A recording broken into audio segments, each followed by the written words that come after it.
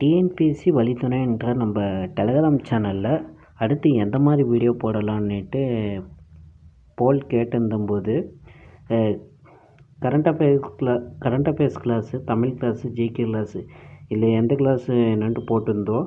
அதில் நிறைய பேர் கரண்ட் அஃபேர்ஸ் கிளாஸும் தமிழ் கிளாஸும் வேணுன்ற மாதிரி போட்டிருந்தீங்க. இப்போ கரண்ட் அஃபேர்ஸ் கிளாஸும் தமிழ் கிளாஸும் ரெண்டுமே பேரலாக போட முடியுமா அப்படின்றது டவுட்டாக இருந்ததுனால கரண்ட் அஃபேர்ஸு எப்படி ப்ரிப்பேர் பண்ணுறதுன்னு சொல்லிவிட்டு தமிழ் கிளாஸை கம்ப்ளீட்டாக போடுவோம் அப்படின்ட்டு நான் முடிவு பண்ணியிருக்கேன்.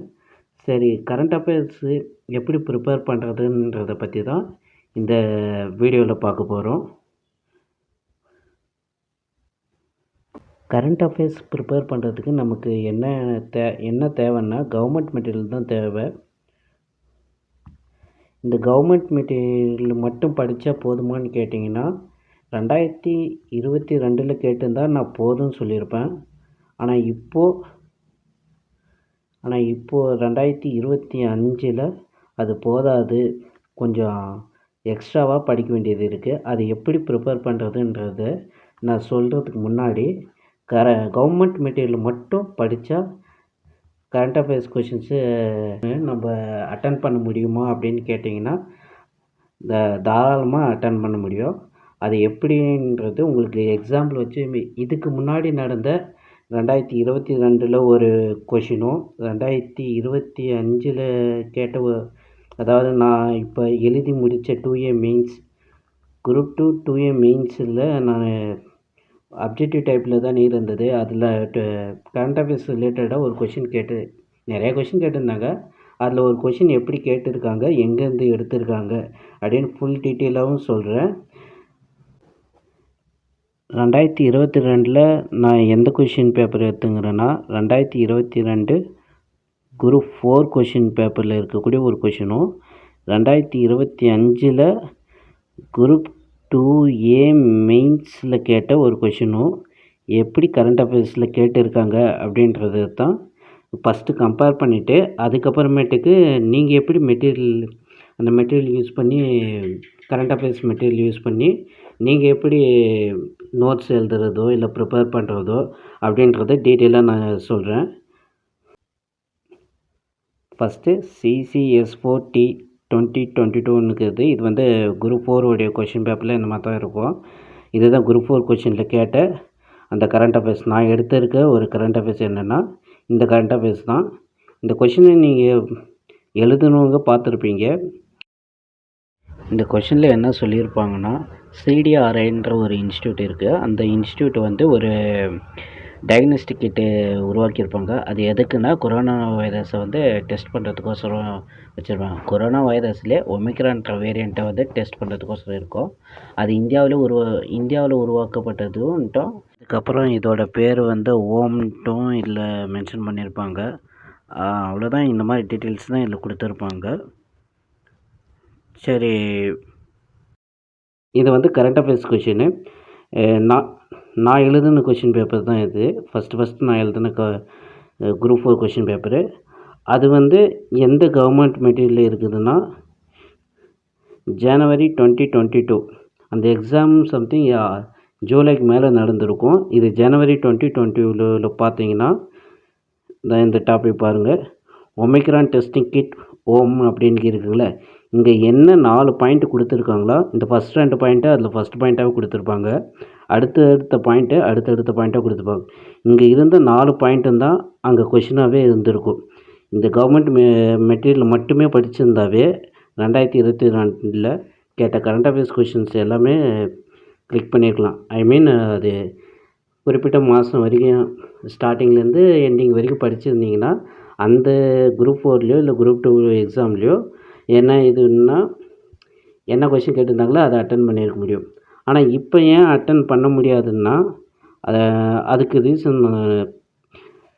ரீசன் என்னென்னா, அந்த டைமில் வந்த கரண்ட் அஃபேர்ஸ் மெட்டீரியல் எல்லாமே ஆல்மோஸ்ட் 120 பேஜுக்கு மேலே தான் இருக்கும். எல்லாமே 130 பேஜ் 150 பேஜ் அந்த மாதிரி சம்திங் தான் இருக்கும். ஆனால் இப்போ ரிலீஸ் பண்ணுற கரண்ட் அஃபேர்ஸ் மெட்டீரியல்லாம் எப்படி இருக்குன்னா 30 to 60 அவ்வளோதான் பேஜஸ் இருக்குது. அதனால் அது டீட்டெயிலாலாம் எல்லாமே எக்ஸ்பிளைன் பண்ணி இருக்கிறதுல அன்னைக்கு இருந்த கரண்ட் அஃபேர்ஸில் எல்லாமே டீட்டெயிலாகவே எக்ஸ்பிளைன் பண்ணியிருப்பாங்க. சரி, இப்போ இருக்கிற மெட்டீரியலை வச்சு எப்படி நான் கரண்ட் அஃபேர்ஸ் ப்ரிப்பேர் பண்ணுறது அப்படின்றத நான் சொல்கிறதுக்கு முன்னாடி, அதை ஏன் நான் இது டீட்டெயிலாக இல்லைன்னு சொல்கிறேன்னுட்டும் நான் உங்களுக்கு சொல்கிறேன். இது நான் எழுதின குரூப் 2A மெயின்ஸோடைய கொஷின் பேப்பர் 2025 மென்ஷன் பண்ணியிருக்காங்கள இந்த கொஷின் பேப்பர். இந்த கொஷின் பேப்பரில் எந்த டாப்பிக்கை பற்றி பார்க்கணுன்னா, அத்திக்கடவு அவிநாசி திட்டம்ன்ட்டு ஒரு கரண்ட் அஃபேர்ஸ் கொஷின் கேட்டிருந்தாங்க. இந்த கொஷினில் என்ன இருக்குதுன்னு பார்த்துக்கோங்க. கோயம்புத்தூர், திருப்பூர் மற்றும் ஈரோடு மாவட்டங்கள் இத்திட்டத்தால் பலனடைகின்றன. ஈரோடு மாவட்டத்தில் உள்ள காளிங்கராயன் அணையிலிருந்து 1.5 TMC உபரி நீரை இத்திட்டத்திற்காக எடுக்க உத்தேசிக்கப்பட்டுள்ளது. இத்திட்டம் 2456.41 கோடி மதிப்பீட்டில் செயல்படுத்தப்பட்டு குறிப்பிட்ட மாவட்டங்களில் 28,464 ஏக்கர் நிலங்களுக்கு பாசன நீர் வழங்குகிறது. இதுதான் அந்த அத்திக்கடவு அவிநாசி திட்டத்தில் கேட்ட குரூப் 2A மெயின்ஸில் கேட்ட கொஷினு. இந்த கொஷினு கரண்ட் அஃபேர்ஸ் மெட்டீரியல் எந்த மந்த்துடைய இதில் இருக்குதுன்னு பார்க்கலான்னா பாருங்கள், ஆகஸ்ட்டு 2024ன்னு போட்டுருக்குங்கள, இந்த இதில் தான் இருக்கும். கீழே பார்த்தீங்கன்னா அத்திக்கடவு அவிநாசி நிலத்தடி நீரேற்றம் மற்றும் குடிநீர் வழங்கல் திட்டம் சொல்லியிருக்காங்க. ஃபஸ்ட்டு தமிழக முதலமைச்சர் மு.க. ஸ்டாலின் சமீபத்தில் அத்திக்கடவு அவிநாசி நிலத்தடி நீரேற்றம் மற்றும் குடிநீர் வழங்கல் திட்டத்தை தொடங்கி வைத்தார். இது ஈரோடு, திருப்பூர் மற்றும் கோயம்புத்தூர் மாவட்டங்களில் 1045 நீர்நிலைகளை நிரப்பி 24,468 ஏக்கர் விவசாய நிலங்களுக்கு பாசன வசதி அளிப்பதை இலக்காக கொண்டுள்ளது. மேலும் குறிப்பாக கொடுத்துருக்காங்க, 1972 மு. கருணாநிதி இத்திட்டத்தை செயல்படுத்த முன்மொழிந்தார்ன்ட்டும் 2019 இதுக்கான அடிக்கல் நாட்டப்பட்டதுன்னு சொல்கிறாங்க. இங்கே இருக்கிற பாயிண்ட் மட்டும்தான் அத்திக்கடவு அவிநாசி திட்டத்தை பற்றி கொடுத்துருக்கு. அதுக்கப்புறம் அடுத்த டாபிக் போயிடுச்சு. இங்கே அதை பேஸ் பண்ணி நீங்கள் கொஷினை அப்ரோச் பண்ணியிருந்தீங்கன்னா, கோயம்புத்தூர், திருப்பூர், ஈரோடு மாவட்டங்களில் இந்த திட்டம் யூஸ் ஆகுதுன்ற பாயிண்ட்டும் உங்களுக்கு கிளிக் ஆகிருக்கும். அதே சமயம் அங்கே பயனடையக்கூடிய ஏக்கர் நிலங்கள் எவ்வளோன்னு கொடுத்துருக்காங்கன்னா 24,468 ஏக்கர் விவசாய நிலங்கள்ன்ட்டு கவர்மெண்ட் மெட்டீரியல் கொடுத்துருக்காங்க. ஆனால் இங்கே கொஷினில் 28,464 ஏக்கர்னு சொல்லியிருக்காங்க. அப்போ இந்த பாயிண்ட்டு தப்புன்னு தெரிஞ்சுது. ஃபஸ்ட்டு பாயிண்ட்டு ரைட்டுன்ட்டும் லாஸ்ட் பாயிண்ட்டு தப்புன்ட்டு தெரிஞ்சிச்சு. ஆனால் சென்டரில் இருக்கிற பாயிண்ட்டு அந்த கவர்மெண்ட் மெட்டீரியலே இல்லை. இப்போ நம்ம என்ன பண்ண முடியும், இது சரின்னு போடுறதா இல்லை தப்புன்னு போடுறதான்ட்டு நம்மளுக்கு தெரியாது. இதுக்காக நீங்கள் என்ன பண்ணணுன்னா, கூகுள் குரோமுக்கு அத்திக்கடவு அவிநாசி திட்டம் தமிழில் மாற்றிருக்கேன், இருங்க.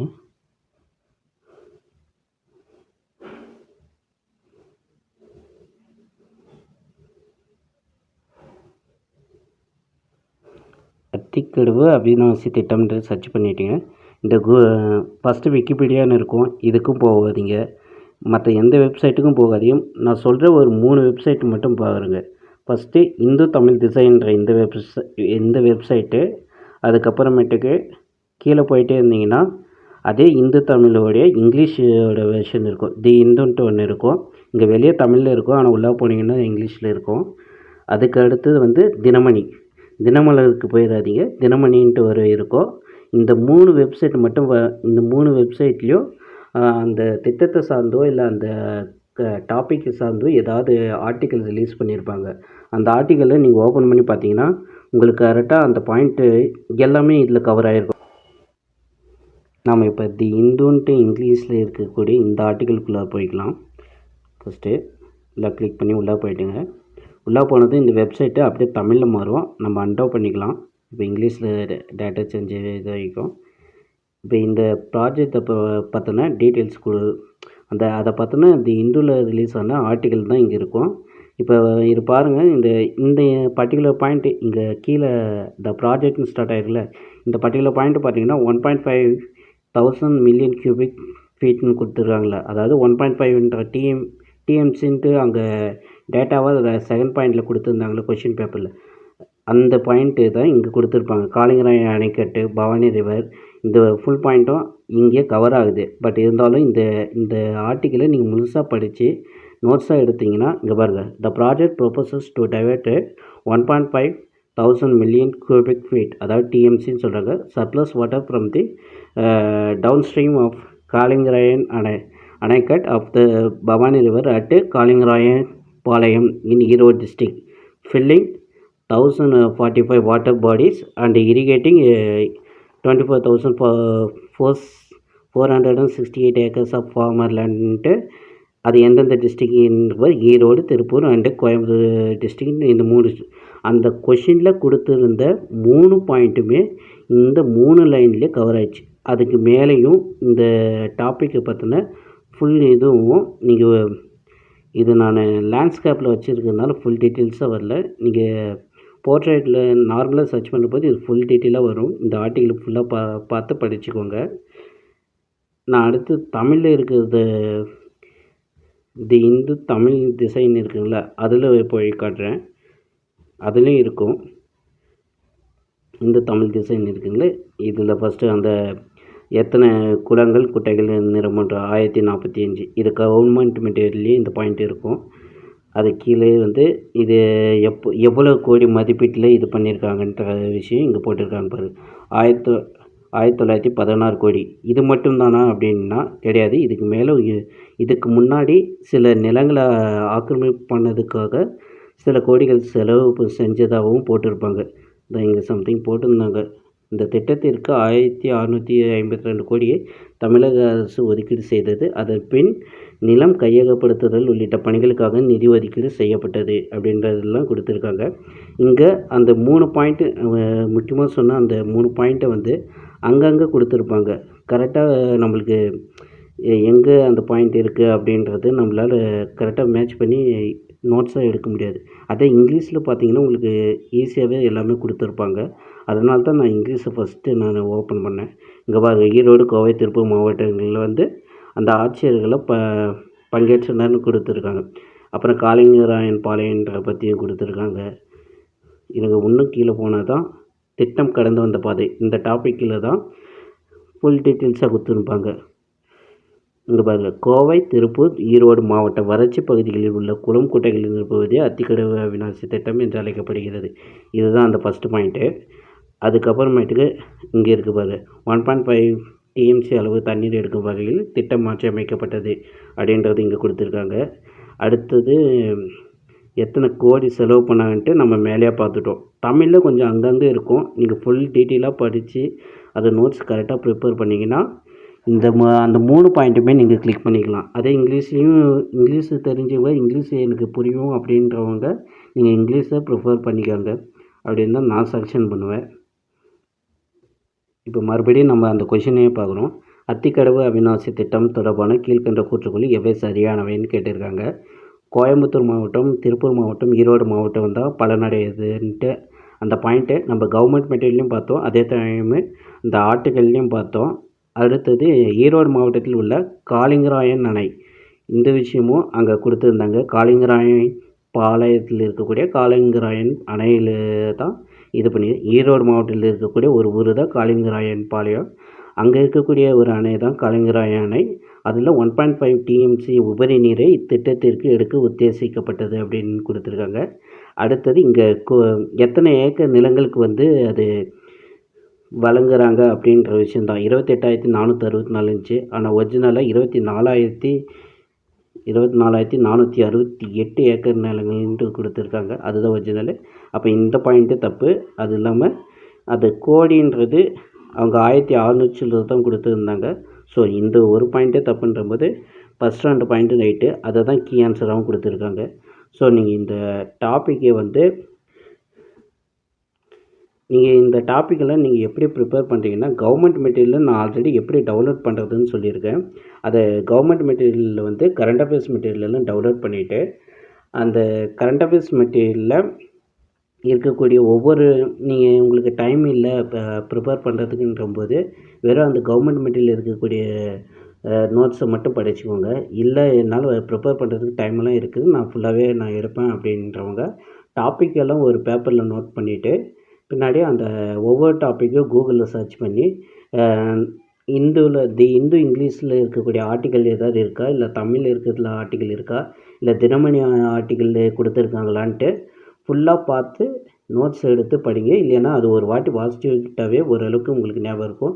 இந்த டேட்டாஸாக இருக்குது, இந்த 1.5ன்றது, இந்த எத்தனை கோடி எத்தனை ஏக்கருக்கு, இந்த மாதிரியான அந்த நம்பர்ஸில் இருக்கக்கூடிய டேட்டாஸ் மட்டும் நோட்ஸாக எடுத்து வச்சுக்கிட்டா கடைசி டைமில் ரிவிஷன் பண்ணுறதுக்கு உங்களுக்கு ஈஸியாக இருக்கும். ஸோ இதுதான் கம்ப்ளீட்டாக நீங்கள் கரண்ட் அஃபேர்ஸை ப்ரிப்பேர் பண்ணுறதுக்கான கரெக்டான மெத்தடுன்ட்டு நான் பார்க்குறேன். எனக்கு இத்தனை நாளில் இப்போ தான் ஓரளவுக்கு இந்த கரண்ட் அஃபேர்ஸ் எப்படி ப்ரிப்பேர் பண்ணுறதுன்னு ஒரு ஐடியான்றதை நான் ஃபைனல் பண்ணேன். அதை தான் உங்களுக்கு எல்லாருக்கும் ஷேர் பண்ணியிருக்கேன். இது கண்டிப்பாக இந்த மெத்தட் உங்களுக்கு யூஸ் ஆகும். அதே மாதிரி உங்கள் ஃப்ரெண்ட்ஸுக்கும் ஷேர் பண்ணி அவங்களையும் இதே மெத்தடில் ப்ரிப்பேர் பண்ண சொல்லுங்கள். கண்டிப்பாக கரண்ட் அஃபேர்ஸ் பார்த்து பயப்படுற அளவுக்கு இருக்காது இனிமேட்டுக்கு. இந்த மெத்தடு எல்லாருக்கும் யூஸ்ஃபுல்லாக இருக்கும்னு நான் நம்புகிறேன். அதே மாதிரி உங்களுக்கு ஏதாவது டவுட் இருந்துச்சுன்னா அதை கமெண்ட் செக்ஷனில் போடுங்க. அடுத்தடுத்த வீடியோவில் அதை எக்ஸ்பிளைன் பண்ண நான் ட்ரை பண்ணுறேன். அதுக்கப்புறம் இனிமேட்டுக்கு வர வீடியோலாம் தமிழ் சிலபஸை பேஸ் பண்ணி தான் இருக்கும். கொஞ்சம் நம்ம சேனலுக்கும் கொஞ்சம் சப்போர்ட் பண்ணி லைக் பண்ணி ஷேர் பண்ணுங்கள். மறக்காமல் அந்த சப்ஸ்கிரைபும் பண்ணிடுங்க. அவ்வளோதான். Thank you guys.